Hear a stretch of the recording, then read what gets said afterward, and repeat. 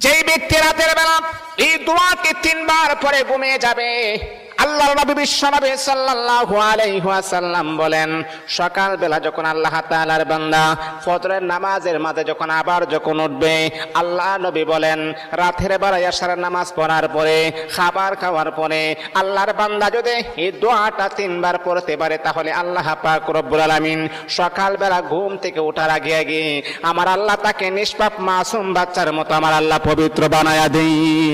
দোয়াটা সবাই আমরা জানি, আমরা সবাই কিন্তু দোয়াটা জানি, কিন্তু আমরা আমল করি না। দোয়াটা হলো আস্তাগফিরুল্লাহাল্লাযী লা ইলাহা ইল্লা হুয়াল হাইয়ুল কাইয়্যুম ওয়া আতুবু ইলাইহি লা হাওলা ওয়ালা কুওয়াতা ইল্লা বিল্লাহিল আলিয়্যিল আযীম।